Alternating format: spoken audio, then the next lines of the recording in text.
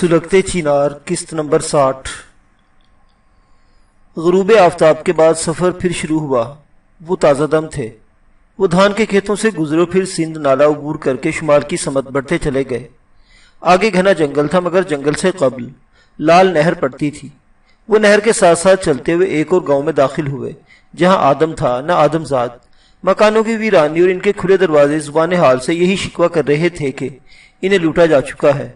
ایک مکان کی دیوار پر گولیوں کے درجنوں سوراخ نظر آ رہے تھے، اور زمین پر خون کے ایسے دھبے جنہیں شاید بارش بھی نہیں دھو سکی تھی۔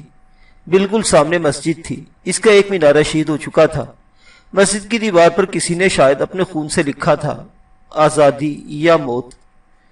وہ سب کے سب وہیں رک گئے، بیشتر کی آنکھیں نمناک ہو گئیں۔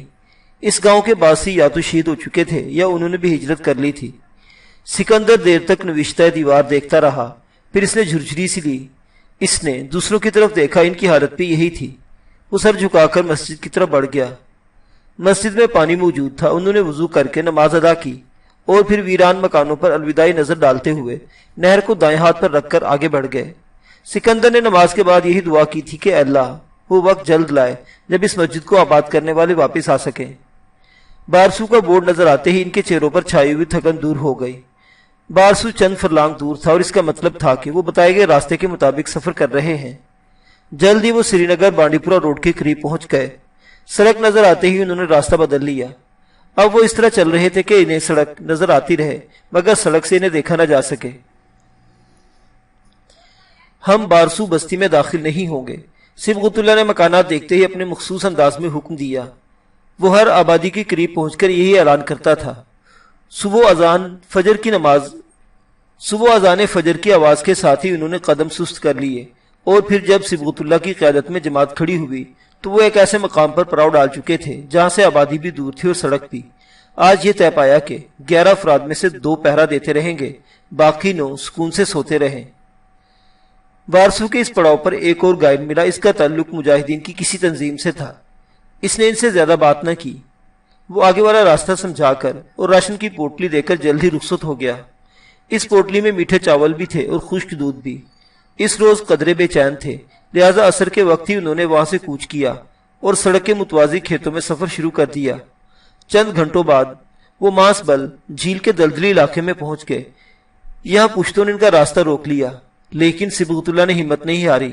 وہ بار بار یہی کہہ رہا تھا کہ یہاں سے راستہ نکلتا ضرور ہے۔ آخر صبغت اللہ کی جیت ہوئی۔ ایک راستہ جھیل تک لے جاتا تھا، وہاں انہیں ایک کشتی بھی خالی مل گئی جو مچھلیوں سے بھری ہوئی تھی۔ انہوں نے 3 ٹولیوں میں کشتی کے ذریعے جھیل پار کی اور پھر کشتی دوسرے کنارے پر درخت سے باندھ کر تیزی سے نکل گئے۔ آگے سنبل پور روڈ ہے، صبغت اللہ نے فاتحانہ انداز میں کہا۔ ہم بالکل درست سمجھ جا رہے ہیں۔ سنبل پور روڈ سے ہم سدرا کوٹ پہنچیں گے، اس وقت تک صبح ہو چکی ہوگی۔ آگے چھوٹی بستیاں ہیں جو تکیے کہلاتی ہیں۔ وہیں بانڈی پورہ روڈ کے شمالی حصے میں ایک پہاڑی ہے جو شب بسری کے لیے بہت مناسب ہوگی۔ سکندر بے ساختہ طور پر مسکرا دیا، کیونکہ صبغت اللہ واقعتاً اس طرح منظر کشی کر رہا تھا جیسے کوئی فلم اس کے سامنے چل رہی ہو۔ ہنسو مت برادر، صبغت اللہ نے بھی ہنس کر کہا۔ اب وہ مرحلہ آ رہا ہے جہاں ہمیں کسی اور کی بھی مدد درکار ہوگی۔ ایسا کس مقام پر ہوگا جناب؟ امان نے کراہتے ہوئے پوچھا۔ اب تک تو ہم آپ کے نقشے پا پر چل رہے ہیں، آنکھ بند کر کے جنگل، صحرا اور دریاؤں میں کود جاتے ہیں ہم۔ تمہاری بھلائی بھی اسی میں ہے، ورنہ کسی دلدل یا کھائی میں گر کر رہ جاؤ گے، صبغت اللہ نے دھپ مارتے ہوئے جواب دیا۔ چندر گیر نامی بستی آتے ہی صبغت اللہ نے ہالٹ کہا تو وہ رکنے کے بجائے وہیں بیٹھ کے جہاں جہاں ان کے قدم تھے۔ یہ بستی کھیتوں کے درمیان تھی۔ بس یہیں دبکے رہو، صبغت اللہ نے حکم دیا۔ میں آس پاس کا جائزہ لینے جا رہا ہوں۔ یہاں ماسٹر اشفاق سے ملاقات ہونی ہے، باقی انتظامات وہ خود کریں گے۔ وہ دبکنے کے بجائے لیٹ گئے۔ عجیب سے احساسات تھے اس وقت ان میں سے کچھ کی آنکھ بھی لگ گئی، مگر سکندر جاگتا رہا۔ وہ سوچ رہا تھا کہ کنٹرول لائن کے اس پار پہنچ کر کیسا محسوس ہوگا۔ صبغت اللہ واپس آیا تو ایک نوجوان اس کے ساتھ تھا۔ وہ بہت گرم جوشی سے گلے ملا۔ یہی ماسٹر اشفاق تھا۔ اس کے ہاتھوں میں 2 تھیلے تھے، ایک میں گرما گرم پلاؤ بھرا ہوا تھا اور دوسرے میں ضرورت کی دیگر اشیاء۔ وہ پلاؤ پر اس طرح ٹوٹے جیسے برسوں کے بھوکے ہوں۔ کھانے کے بعد نمکین قہوہ اور مزہ دے گیا۔ یہ قہوہ ماسٹر اشفاق کے پیچھے آنے والا ایک لڑکا لے کر آیا تھا۔ سکندر اس لڑکے میں مونس اور دلاور کی مہک محسوس ہوئی۔ وہ دیر تک اس سے باتیں کرتا رہا، جبکہ امان اور صبغت اللہ ماسٹر اشفاق سے صلاح مشورہ کرتے رہے۔ بستی میں آپ لوگوں کا قیام ہمارے لیے باعث اعزاز کی بات ہوتی سے حضرت، ماسٹر اشفاق کہہ رہا تھا، لیکن ایسا آپ کے اپنے مفاد میں نہیں ہوگا۔ آج کل ایک پولیس پارٹی مستقل پڑاؤ ڈالے ہوئے ہے، آپ لوگ نظر میں آ گئے تو؟ نہیں ماسٹر اشفاق، ہرگز نہیں، ہم کوئی بھی غیر ضروری خطرہ مول لینے کے لیے تیار نہیں۔ تو پھر آپ لوگ یہیں آرام کریں، ماسٹر اشفاق نے ہنس کر کہا۔ آگے کا سفر بے حد کٹھن ہوگا، مجھے موسمی حالات کے مطابق آپ لوگوں کے لیے انتظامات کرنے ہوں گے۔ ممکن ہے چند گھنٹے لگ جائیں میری واپسی میں۔ آپ کے لیے جہلم عبور کرنے کا انتظام ہو چکا ہے، سوپور میں ایک اور ماسٹر اشفاق آپ کا منتظر ہوگا۔ پھر سوپور جھیل میں لوگ موجود ہیں، زیادہ تر ہارا تار ہیں یعنی کشتی راں، وہ آپ کو جھیل کے اس پار پہنچا دیں گے۔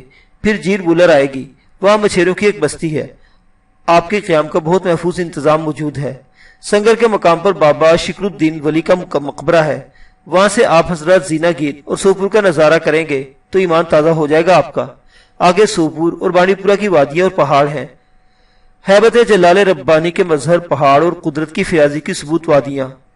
میں آپ کے لیے ستو کھانڈ اور پکی ہوئی روٹیوں کا بندوبست کر دوں گا تاکہ راشن کی کمی نہ ہو، کلہاڑی وغیرہ بھی مل جائے گی تاکہ برف زاروں میں سفر آسانی سے کر سکیں آپ حضرات۔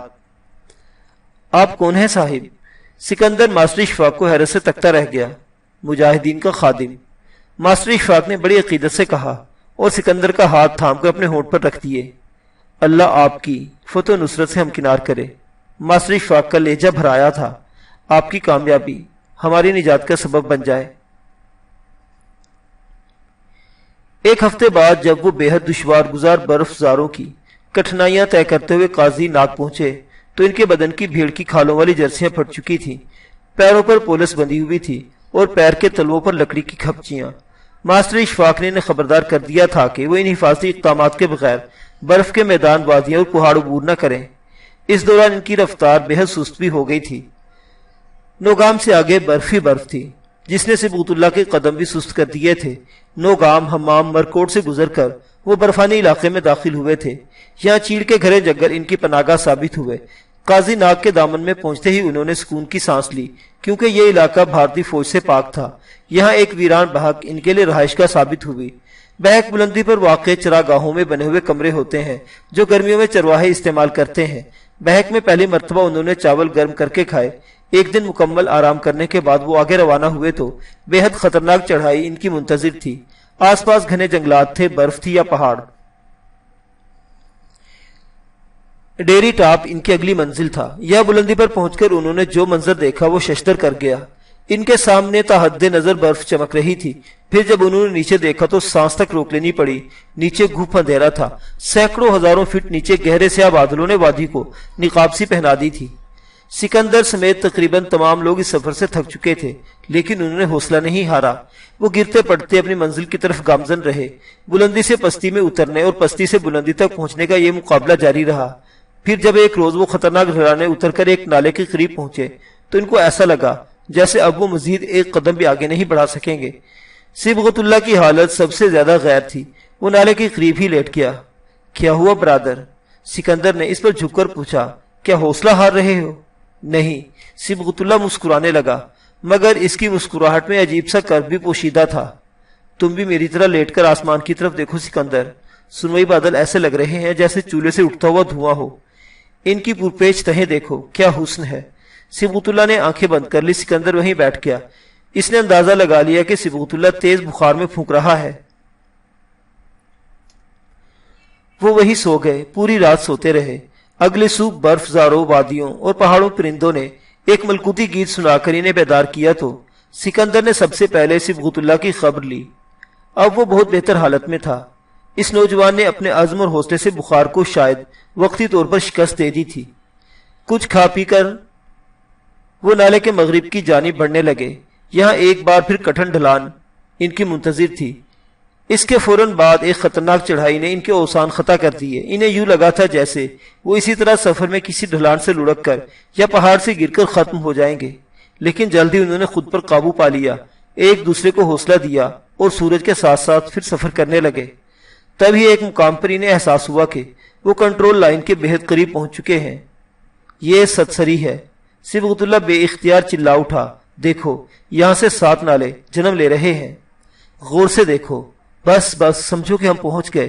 اللہ اکبر! وہ سب بےتاب ہو کر چڑھائی پر ٹوٹ پڑے۔ اس جوش میں امان کئی بار پھسلا لڑکا، مگر دوسروں نے اسے سنبھال لیا۔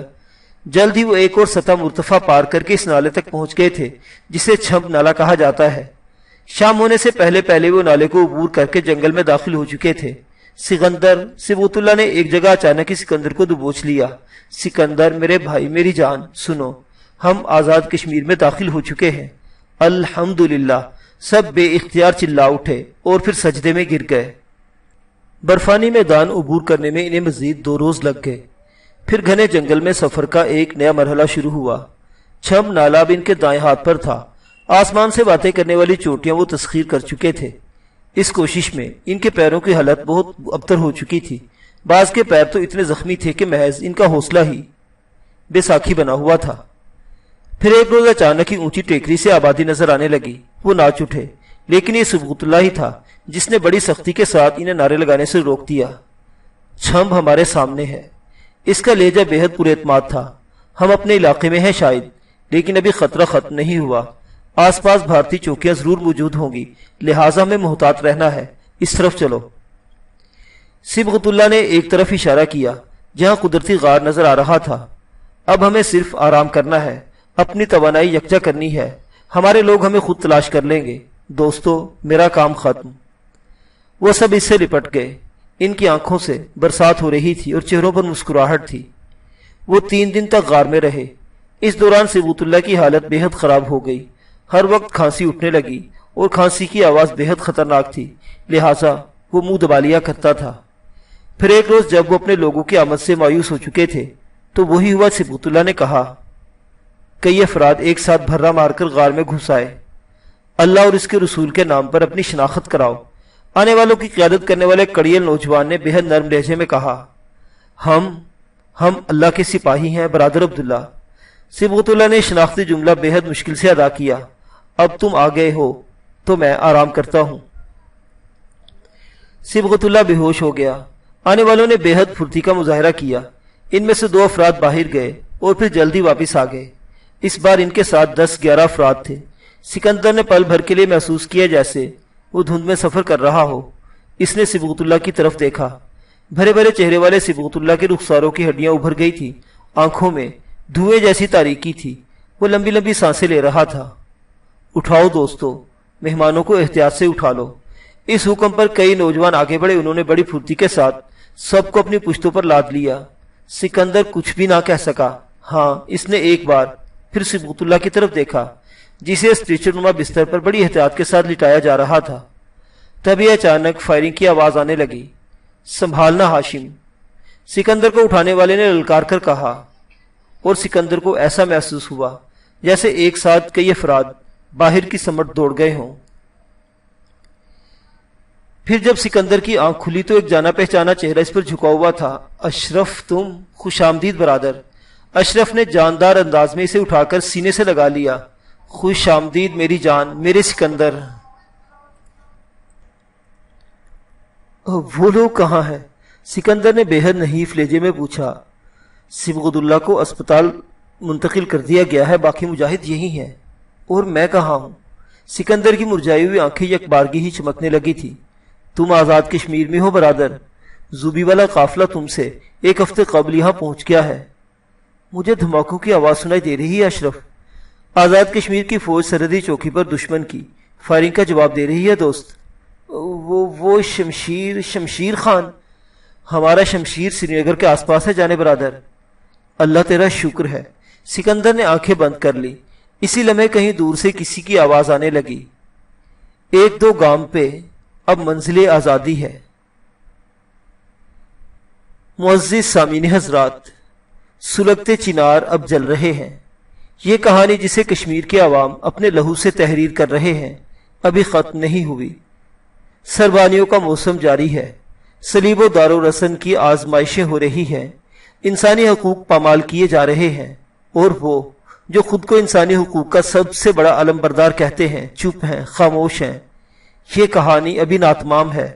یہ اس وقت تک ناتمام رہے گی جب تک مقبوضہ کشمیر میں انسانی اقدار کو فتح حاصل نہ ہو جائے۔ معزز سامعین حضرات، مجاہدین کشمیر کی یہ کہانی آپ کو کیسی لگی؟